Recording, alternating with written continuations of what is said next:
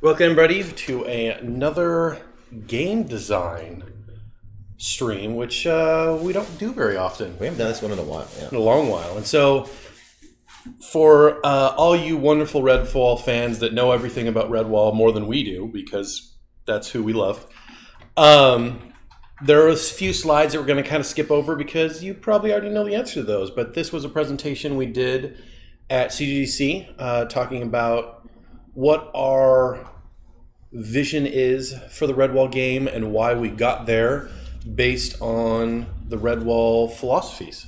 That was like 3 weeks ago, about something like that. Maybe 4, but close, somewhere there. Yeah. And so we're happy you're here. And if you have any comments or questions, we do have moderators that will check the stream there and let us know, and we can answer as best we can. But hopefully we have an answer for you. We'll see. So this is the Predators and Prey and how you do game design around stealth and scent, specifically in Redwall, because it is different than every other stealth game ever made. Yay! we think. So Redwall, everyone should know that. Very passionate fan base, which we love you all for, especially when you say, well, you're doing it wrong because of this reason. They're like, well, are you sure? And then the response is, most of the time. Like, I think my biggest one is always like, we want an MMO RPG Splat the Rat. And we're like, well, do you think that's Redwall? And they're like, no, not really. Which is why we are coming for these games differently than what would be typically done for a fantasy realm with animals. And, all the books are this awesome, wonderful stories of heroism. That was hard. Then you're just like, well, but the rest of the books are all about everyday life and not that stuff. So how do you combine those in a way that makes the fan base happy? And obviously this all comes straight from the idea of the Redwall Charter, which is what all our games will be at least influenced by, if not directly related to. Yeah, it's worth pointing out why this slide was in the deck, is that certainly plenty of folks at CGC knew Redwall, but the conversation on why this was germane to our design decisions was important. And a big part of this was basically the elevation of peace as a core value, right? And we know that some of the earliest thoughts about video games from the author, there was a problem about just sort of glorifying violence and turning it into something that was just sort of silly and what he called Splat the Rat. And so that's embodied in the Redwall Charter, and we wanted to make sure that we respected that. So it added a couple thoughts here that became really important. The largest of which was that violence couldn't be glorified in the games. That's not to say it's not there, but it can't be glorified. However, that's different than what we're going to be talking about today. Today we're going to be talking about there's an aspect to the stealth thing, but the bigger chunk we want to talk about is the scent, the smelling aspect. And while that is sort of part of the charter, it's more about just the nature of Redwall. And if you've got to find some place that can make your game stand out, that you can do something different, the idea that these are animals felt like the most obvious thing. And scent, like the fact that they would experience their world largely through their nose, as opposed to humans, felt like a really obvious but difficult place to be. It's been a beast. It's been a really difficult design problem, but I think we're finally at a place that we got something we want to share. So we do in this from the presentation talk about Rat AI. Do we want to do that? Yeah, also? go ahead. Okay. We can go through it. All right.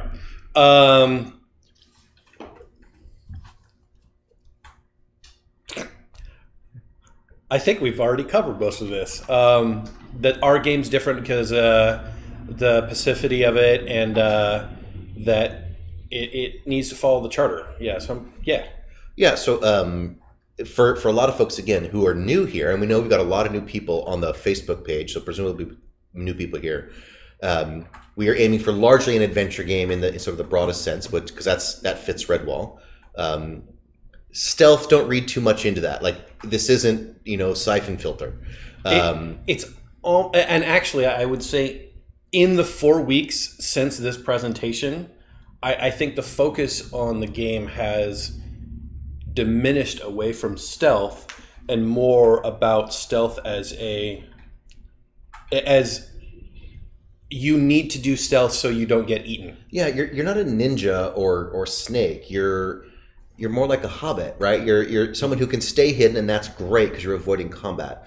But we've had a couple people expect, Batman style stealth, and that's not the game. It's not a ninja game. We just want to be clear about that. So you're a scout, not a ninja. So that themes, and then lots of folks love to do pacifist run through, so we decided that had to be something that every level, every scene, everything, we had to make sure that there was a pacifist play, which I think totally fits the Redwall world. And then we wanted to be more MacGyver than Batman, which we've said in the past. It's all about finding the multiple ways that simple systems fit together and create different results. And so it's all MacGyver-ish. And there you go. Yeah. Go ahead, John.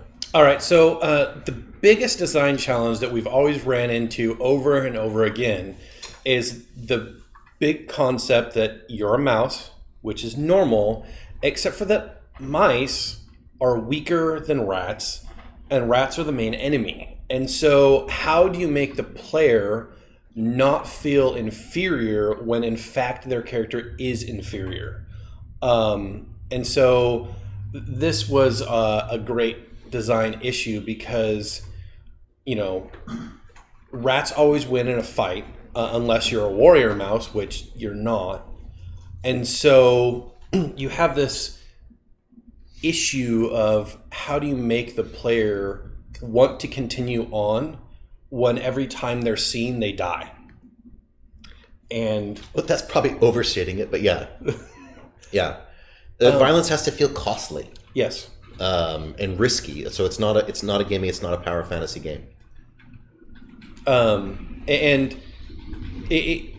This is the big idea that we always at Someone like to strive for, is rewarding the player for being smart. Yeah. Which in this simple design challenge, it makes it so that smarter players will have an easier time. Sure, that's fair enough. Yeah.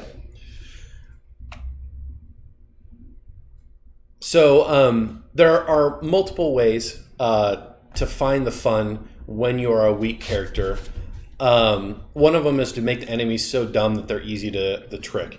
And they got a little dumb in the last 4 weeks, and so we might need to make them smarter because Emily was having issues on, you could be behind a rat that was wanting to loot a chest, but we have a priority queue of rats believe their sight before they believe their ears, before they believe their nose. Is that right? Yeah, that's right. Yep. That's the way it goes. And so chests have stuff in them that they can loot, which then gives them reputation points, which makes them more important, which makes them have a better chance of becoming a higher rank. Which means chests are more important than that sound that's naggingly behind them. Which it makes them feel dumb until you're like, oh, he's looting the chest. And then he goes, oh, that thing that's behind me that whole time, I'm going to turn around and chase it. And so we might have to lower the ability for them to be so focused. But at the same time, we made the hierarchy to make it so that the rat's purpose was predictable. The state engine with the rats has been interesting because I agree. We've decided we want rats to be fewer and more meaningful as opposed to hordes of rats. That's not the deal. You want every individual in a counter should be meaningful, which means that they have to be pretty robust. Otherwise, they look dumb really fast. Some interesting AI conversations. I remember this goes back to Halo and other games. Is that players perceive aggressive enemies to be intelligent. It's this way in which if they come after you, you imagine that because they're smart. From an AI perspective, it's actually the simplest thing in the world. And really complex AI trees actually, often it's entirely invisible to the player, so they don't look smart. In fact, they can look dumber because you don't know what they're doing. And so, with us, it's like if you reward the player for being smart, for being able to hide places, to how to use their abilities to trick the rats to go to locations. And so that's using scent to move them around a level, using anti-scent to make it so that they can't see you as they're walking by to something that may be more important, using rocks to create sounds, to create locations they're going to want to go to, things like that. Yeah. And then the last one is don't let the weak character become powerless by making it so they have places either to hide, better movement schemes, which is something we've actually been working in the last few days to give the mouse the ability to scramble, which allows better movement across the levels, which makes them more agile, which makes them less weak. And then not less weak, but less. I don't want to say less vulnerable, because if they're caught, they're still caught. So they're not any stronger. They can just escape better, whatever the word is for that. Higher agility, which is a way to increase the power of the mouse. Even if it's not strength, it's agility. I'll give you that. Okay. And something I've thought about, we want the rat AI to be Here's one of the things that another design challenge is that the books always give you this flashback between the good guys and the bad guys, right? So roughly half the time I'm witnessing what's going on with the good team, and then I'm witnessing whatever's going on in the bad team, the rats fighting with each other. But we're not allowing you to play as the rats, so we need to expose their inner life in a different way.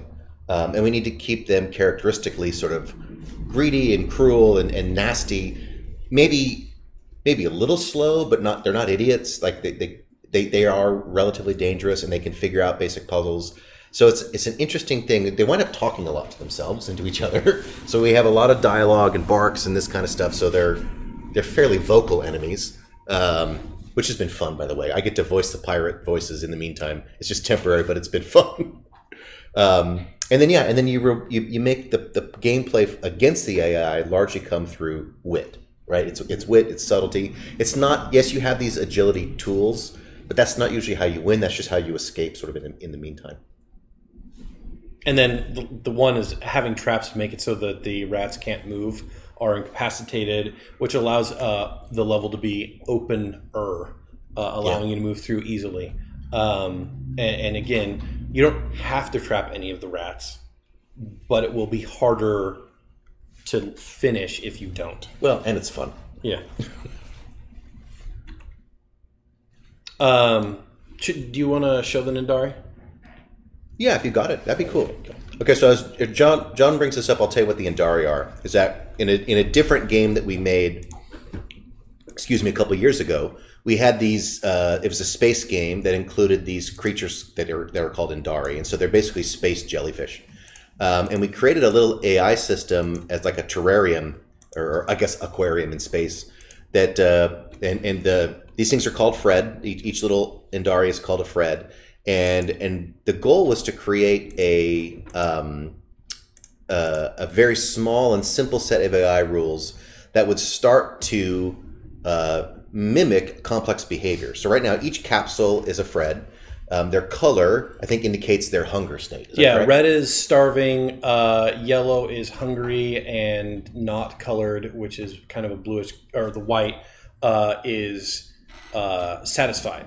Okay. And so as they're going through the scene, you see the group together and make a swarm, and using that, they have better vision, which allows them to be smarter than the dumb thing where it's like, I can only see in a little room. And this is an upgraded version of the original where they can actually die, and when they die, they become food. And so the basis of Fred is Fred likes Fred, so Fred wants to be around Fred. Which means they will look for one another. They will look for one another. So when they're in the middle of nowhere, they want to become together, and they actually get a little more feisty. And then when they get hungry, they make a swarm, which allows hungry or starving Freds, which was their internal name, to group together, which allows them to have better vision. And with that, you get what perceives to be a slightly smarter than a capsule that only basically goes forward and turns a little bit. That's all that this represents. And This was the simple AI tree start of how we wanted to address the rats. And so the principle that we're building on, just so you know, is like, how can we make a very few simple systems look like complex systems? And this was a step we did several years ago. I just want to kind of close that loop so you see what the goal is. And yeah, all of the flocking behavior, all of the idea that they're searching for something, it's in your head. Like, they are not doing what you think they're doing, but it looks pretty convincing. And if you wanted to look at this version, we actually have it on our website to download. Not this one, the original. And we worked on the first terrarium for about 3 days. And this is about a day extra work to get it to this point. And the sliders remind me what they do. Oh, you can change their... Where'd my mouse go? There's my mouse. And so you can, like, they can communicate or they can sense food faster. Okay. And so they're just simple sliders to change at C to how to make them have an easier time to move around. But the lower seems to work out better. Okay. So. Cool. Okay, so those are the Andari. So when we go back to the slide, that's what we're talking about.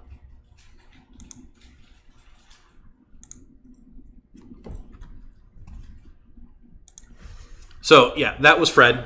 And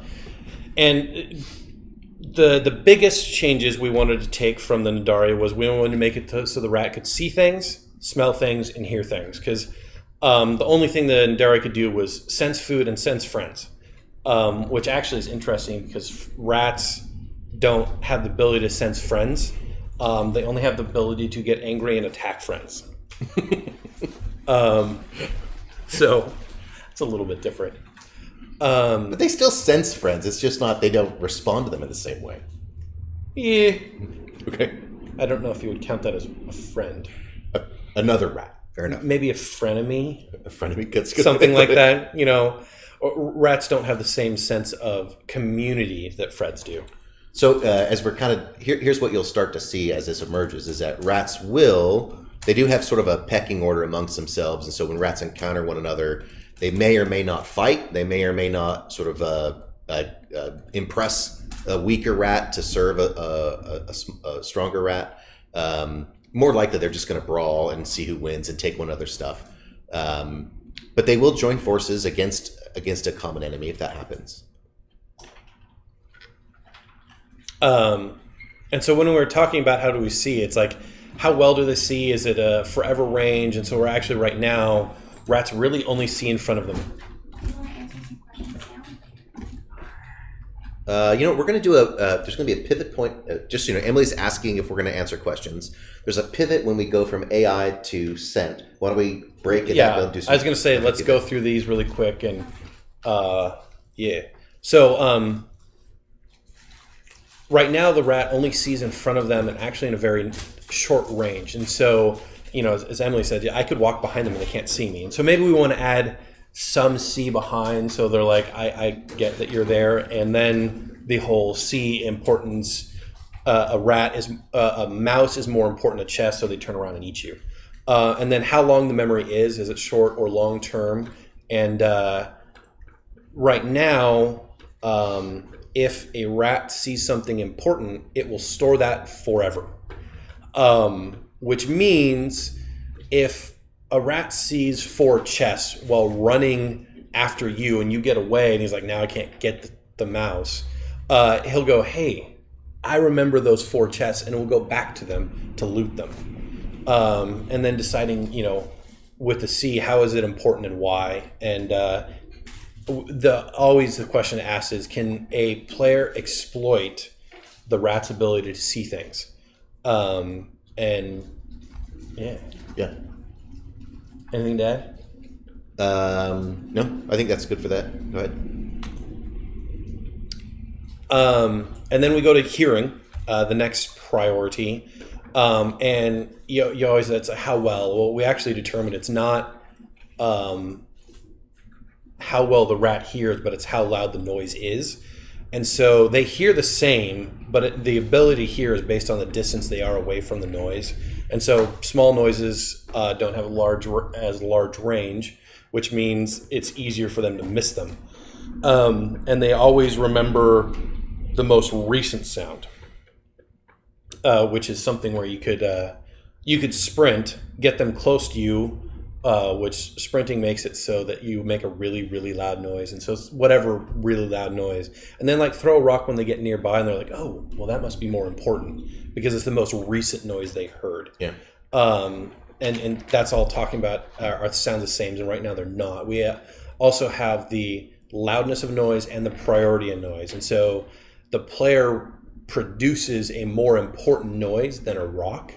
And so they will be more likely to follow a mouse because it's a mouse noise. This allows them to call to each other, by the way. And so they can shout for help or, that kind of thing. So. And then smell. This is the one that was the hardest for us to figure out. One, because the technical issues on just making it work was hard. And our first versions of smell was terrible. And really, until this talk 4 weeks ago, it was just terrible. Like, just bad. And we all hated it, and we didn't know how to improve it. And so then I got some time, and I think we have a system that is both exploitable, but also to a player understandable, which was the big issue with the original one. Is like you just didn't have any idea until you turn the particles on. You're like, oh, I get it, and that's not a good answer. You're like, so yeah. So smell. I think what we say is that the underlying mechanism for smell was actually been in place for a long time. And it worked well enough for the rats, like because they could scent you and follow, and they could target on scent. The real disaster was in how to make that good for the player. But we're going to get to that because I'm excited about smell. This is a good place to break if we've got some questions. Yeah, we'll do some questions. Okay. Emily, bring it on. Ask the questions. You actually have one paper. Oh, okay. We have a paper? I'll read the questions and then we'll answer. Question number 1. How is the pacifist nature of Redwallers reconciled with the members of the Long Patrol? Is that something that is addressed? If you're asking from Dana. Yeah, Dana, I would say if you're asking a philosophical question, like you're going to have to kind of reconcile that yourselves in the book. But I would say it this way. I think that we talk about a pacifist run in the game. I don't think that even Redwall are pacifists in the classical sense. I think that they value peace, which is not the same thing. In the Redwall Charter, which if we can go back up to it, it doesn't say no violence. It says no unnecessary violence. And that's, whereas there's something here. It's the second one, forsake all unnecessary forms of violence. So it's unnecessary forms of violence, which, if you're a philosopher, it's probably something close to the just war theory. And so they're not, strictly speaking, Gandhi nonviolence people. And I think it's a pretty normal sense of virtuous violence, which is pretty normal in Western cultures. What we would say is different is that often in video games, because there are because they just become kludges for other thing, it's easy to make a video game that feels with wanton violence because there's no consequences, there's no sense of meaning, there's no heart to it. So I think to your question about the Long Patrol, I don't think there's anything to reconcile. I think that it's fair enough that even inside Redwall there's debate about how do we implement this. Martin was a warrior. He was the champion of Redwall. So was Matthias. But there's this conflict in values about like, well, do we need a warrior anymore? And of course, that's kind of at one of the big pivot points in the first book. This is from the Solid Red Fox. Will the game have some smarter and meaner enemies than others for more difficulties? Will the game have a very smart enemy like the main villain of each book? Short answer is yes. So in this first bit, like we're dealing with rats because they become sort of the orcs, right? They're sort of like the default enemy. But there are other enemies. I know that, for example, we've already talked about the Weret becomes sort of a boss. In this one, his name's Scumsnout. So we've seen I think we've shown some concept art for him. Now, he's not a smarter enemy, he's a stronger enemy, so he's more troll than anything else. But there are also smarter enemies sort of on an individual basis. So short answer is yes. And the next one, also from the Solid Red Fox. How do the player characters evolve through the game and gain new mechanics / abilities? That's a broader question, but let me start with this. Is like, by and large, we are not making an RPG. And part of that is like, we just got to make some choices. And so there's not, frankly, a very robust character advancement system. That's not in this build. And frankly, it's probably not part of this this episode at all. That's not to say there's no character development. It's just not a big one. And to the same thing, like, we have approached this not so much as a kind of game where you're collecting new gadgets to do new things, so much as that you're getting better at applying the same set of things in more and more complex circumstances. So the same philosophy that applies to the AI, like a few things generate a seemingly complex number of opportunities. The same thing applies to your tool set and your skill set too. Is, take for example the scramble. In a simple circumstance, the scramble lets you kind of scramble up a short wall to get to a ledge above it. But that same mechanism, in different circumstances, can become far more complex, far more interesting, without actually being a new thing. It's a new application of an old thing. And so that's how you're going to see development, is more in the level design and how you use the same set of tools in more interesting and complicated ways. Is that fair? That's fair. And thank you, chat room, for answering the fourth question that we were going to talk about. You guys rock. Okay, Griffin. Oh, Gavin wants to know the fourth question because he's not paying attention. He's working. So, how much of the books will be adopted? And so, I don't know what the answer was, but it was already done. And so, thank you guys for that. We don't need to deal with that. So, now we're to how the player experiences the different relations. And the first one is stealth. And it's how do you make a game where you're not doing a stealth kill, you're doing a stealth avoidance. Right. This was a huge deal because so many of the stealth games cast you as a predator of some kind. You're Batman, you're the ninja, you're Snake. And there's not a lot in which there are games in which you're the prey, but they're typically horror games, right? And so it's the clickers chasing you or the zombies or whatever else. Well, even then, you're still not the prey. It's just the prey are more prevalent in wanting to eat you because you're still the predator and able to just dispatch them constantly. I guess that's a good point. And so, like, like fear and, oh man, I don't remember what it was. Is it The Last of Us with the clickers with the mushroom heads? Is that Last of Us? And then there's also the one on the space station. Dead Space? Maybe it was Dead Space. So those are typically either horror games or horror action games. But you're still superior in their abilities, except for maybe in boss fights. Yeah. Amnesia and Alien Isolation. Amnesia, Alien Isolation. Good suggestions. Ironically enough, Soma. The game. And ironically enough, Soma. Good point. Yeah. So that wasn't what we wanted to do. We don't want a horror game, and so we didn't feel like we had a lot of guidance here on how do you make a game where you don't just feel terrified all the time. That's not the goal, but yet you need to feel like you're at risk. Thief was probably the biggest influence in that regard. It's still not perfect, but it's probably the closest. The Thief character is pretty easy to kill. Like he's at risk if he doesn't play it right. It's not a power fantasy kind of game, so that's a big influence. And it was interesting because while we were developing the rats as they currently are, and they're still mostly just dumb as rocks, we still had internal game time sessions where people jumped because a rat came behind them. And it's just like, I think it's one of those unavoidable things when you know that when a rat catches me, I have to restart, which is harsh, but at least you don't restart the whole game.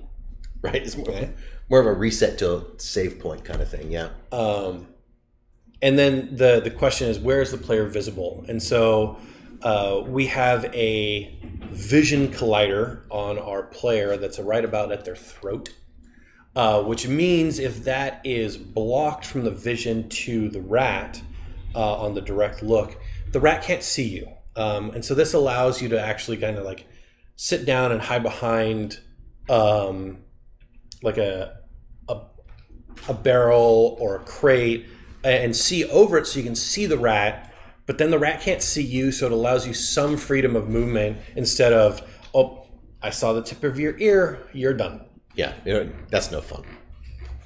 So,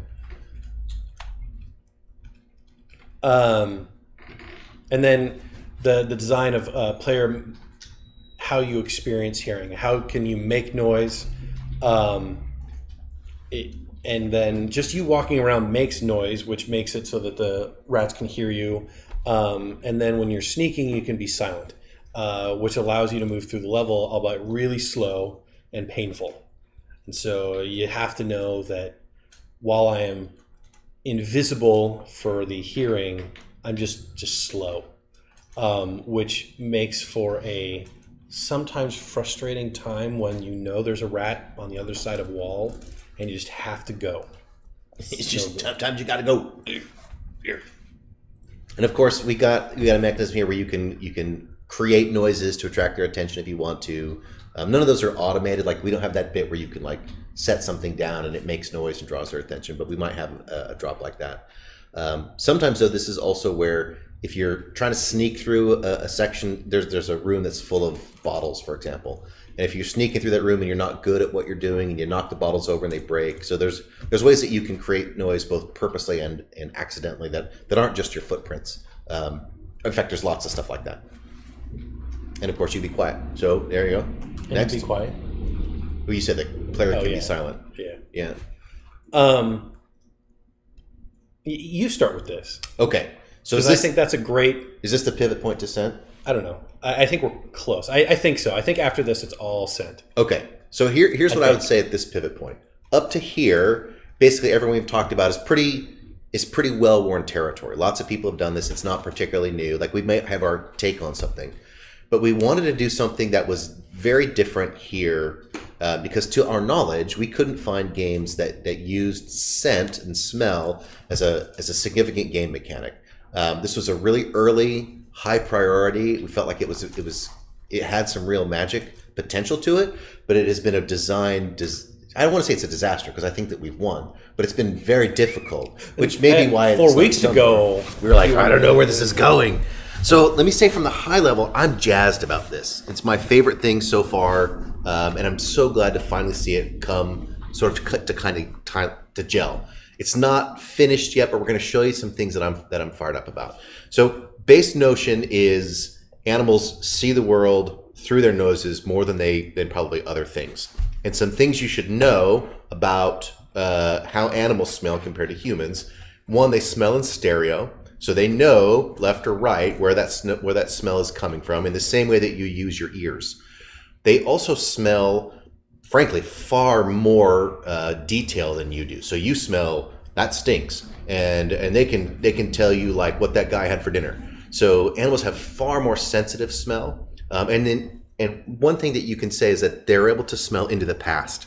And depending on how you look at it, into the future. In the way in which when I smell something, I just know I smelled whatever, pizza. And you'll see how when people do that, they don't have any notion of where it came from or when it got there. It's just sort of this random pizza thing. Animals have a lot more ability to know that pizza's an hour old, that pizza came, up the street, and I'm smelling that thing from here. There's this notion about them when they smell footprints, for example, they can tell when someone came through the room, even though they're no longer visible. So animals are able to get so much more information off of scent. And we wanted to explore that in the game. So this is kind of how we came forward. Technically, we had a couple pieces that went into this. One was after some trial and error we had cones and shaders, and go ahead. Well, I think one of the slides is talking about the old one. And so, okay. So we did using particles, using colliders, and weird invisible wires. basically this comes down to, we had three base ideas of how to make this all work. One is make a particle system that sends particles out that we use to either trigger or collide with other things. The other one was making like a nebulous collider that would move with wind, which was terrible. Bad idea. It's terrible. Because the biggest problem with it was it always directly pointed to the thing making smell. So we were like, well, maybe we could have like multiple colliders that were like, ooh. Kind of in a chain or something. A chain, which is probably, it is the invisible wires. They did not work the way we were wanting, and they were complicated, and they had a really high overhead. Yeah. And because we are trying to keep the requirements to be able to play Redwall lower, the magic number right now is we want 80% of Steam users to be able to play the game at 720p 30. Which turns out to be very old tech. Yeah, that's rough. But it's a good goal. I think it's a good goal. Yeah, especially because this is just why we want that is because you have the 30 to 50s that grew up on it, but then you also have their children who got introduced, which means if we're targeting both old and young, these young kids are not going to be able to convince their parents to go buy them a brand new $2,000 desktop. That's fairly true. So like, it's just not going to happen. We gotta meet some lower min spec requirements. Now it's safe to say that when this was all done and we tried a bunch of stuff, Particles was the winner. It was because we found a system called Megaflow, and that was a great system that allowed us to turn particles into fluid dynamic environments. And so we could make particles move through space based on wind. We can also make them move up, move down. Particles will collide with walls, which means they can get stuck.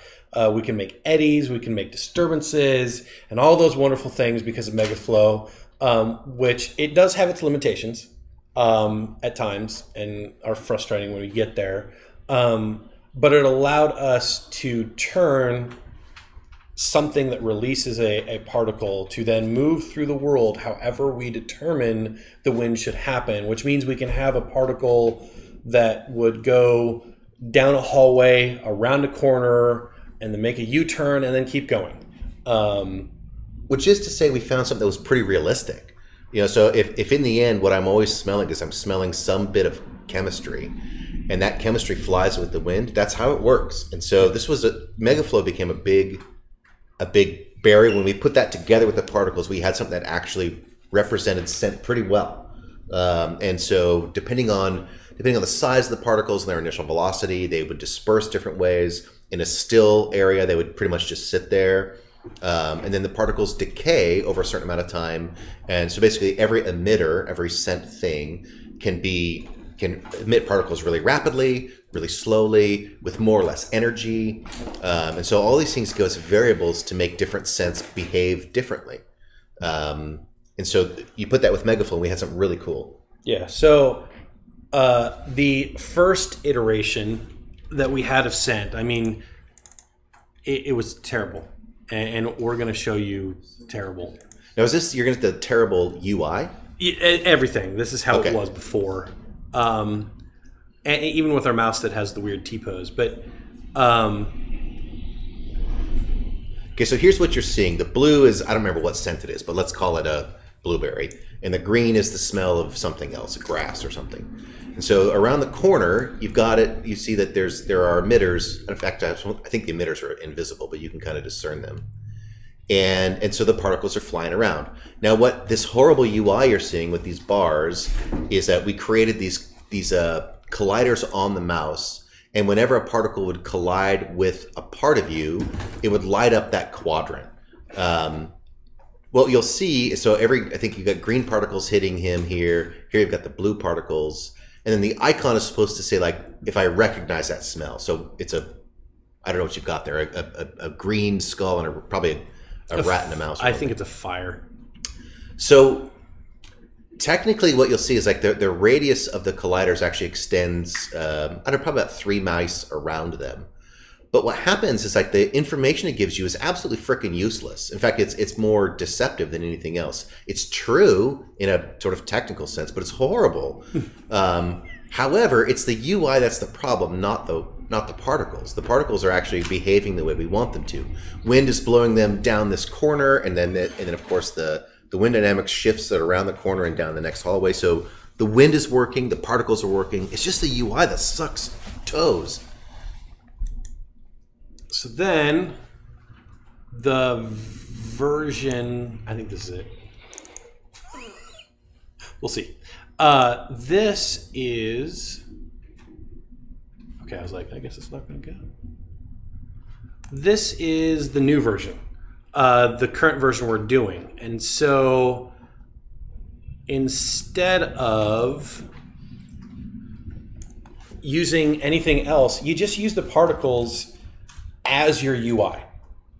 Well, yeah, a modified version. So you'll notice that for one thing, I don't see all the particles everywhere. What I see is particles within a certain radius of me become visible, move by, and then become invisible again. Now, all the variables are tweakable. For example, like these are super visible, just to make the point.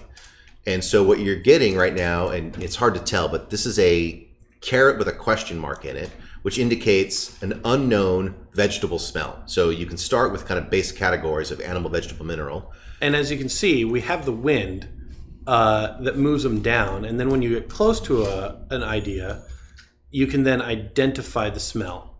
Yeah, that gets so now, released. And so now you know that smell is an onion, and it flies you moved by. out of the onion. You got to get closer to it again. Well, no, it's there releasing them. And so now what you're going to see here is like now I can scent still another unknown vegetable smell and onion smell. As I get upwind of the onion, I can't smell it anymore. And so that's all of its scent goes downwind. And I follow the scent upwind again to, in this case, another scentable object, the caret. And you see the particles that are coming on. These are not from this caret. They're from a caret farther up. But because you know what a caret smells like, then you can always know what all carrots smell like. Right. And yeah, exactly. You have this whole list of identifiable smells that kind of break down into categories and individual things. The mouse, in our world right now, the mouse has a level 2 nose. If a human has a level 1 nose, a mouse has a level 2 nose. But as we go up the chain, probably the moles right now we're thinking have the highest sense, and they'll be able to discern even more. So could you go up to the final thing?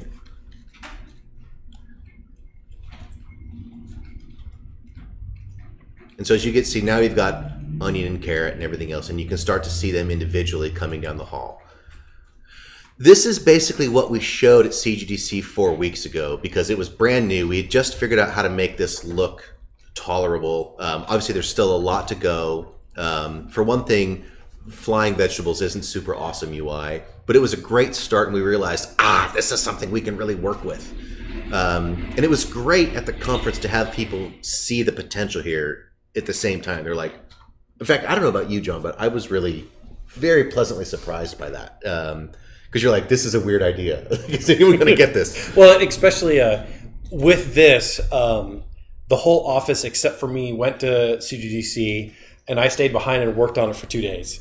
And so this was, again, quick 2 days of work from the old to this. And the whole office didn't know what I'd done. And so they actually went to my talk to find out, what are we doing? What the heck happened?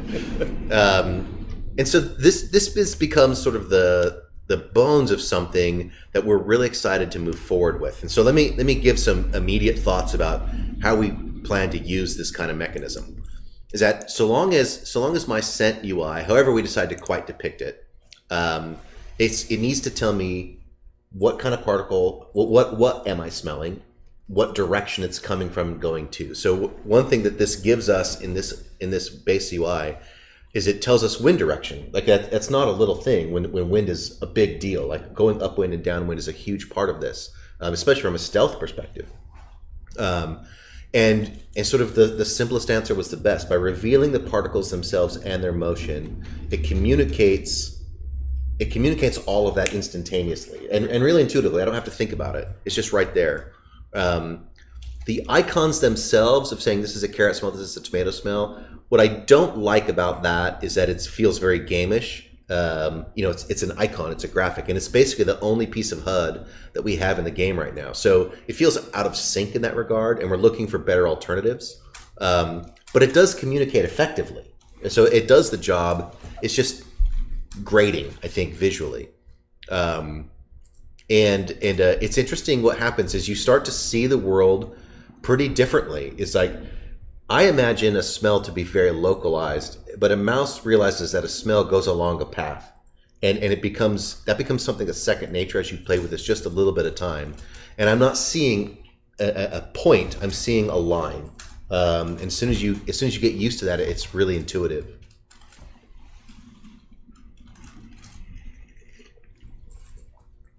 Okay, so this was the closing slide at CDDC, and I'll tell you what's happened since then.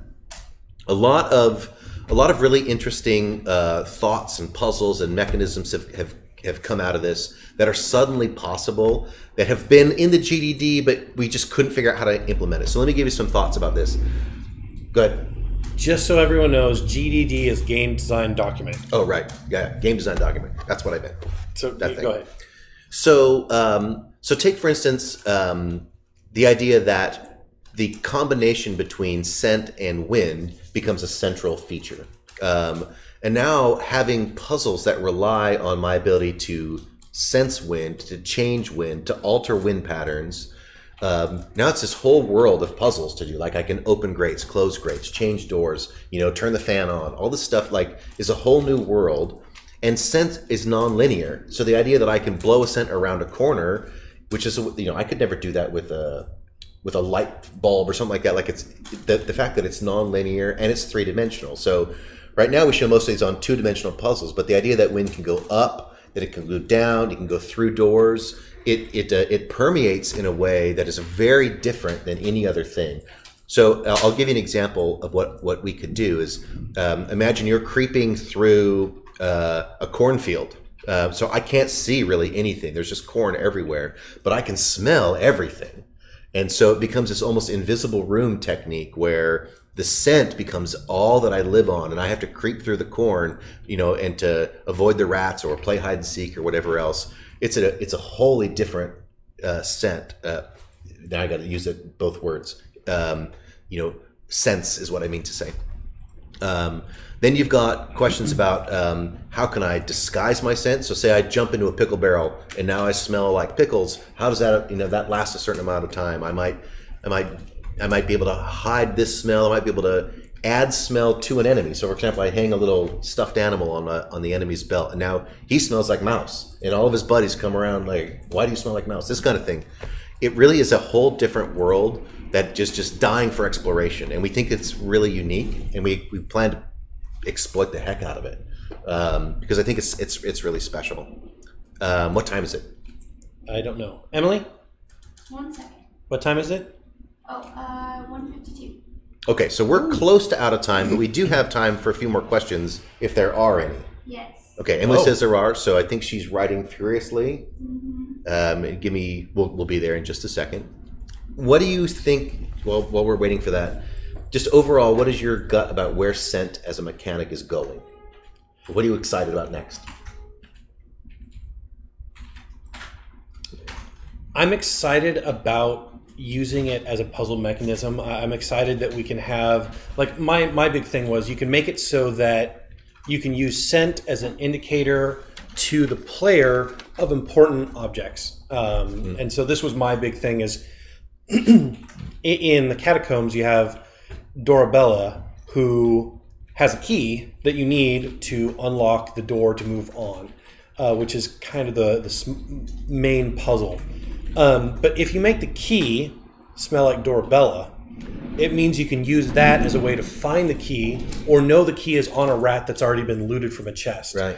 Which you can then indicate to the player without having to put the little icon, oh, this is the important rat. Right. Right, which you could do, but I like that it is also as non-static, which means as you're moving through the level, it's like you can follow where that key needs to be, which means then you can target the rat that you need to instead of having to get them all. Right. I think it's really fun. Okay, we do have a couple questions. So, question number 1 from Dana. Will the player be able to adjust the rat's ability to make gameplay easier or more difficult? Like a difficulty slider, I guess is what they're asking. Honestly, I haven't thought about that. It's a good idea. It's not in the current build, but probably it will be. So maybe. Yeah. Because we'd have to, like, how do you make them dumber? We'll figure it out. But it is probably an important idea, yeah. This is a question from the Prince of Mouse Thieves. Really? Hi, Gob.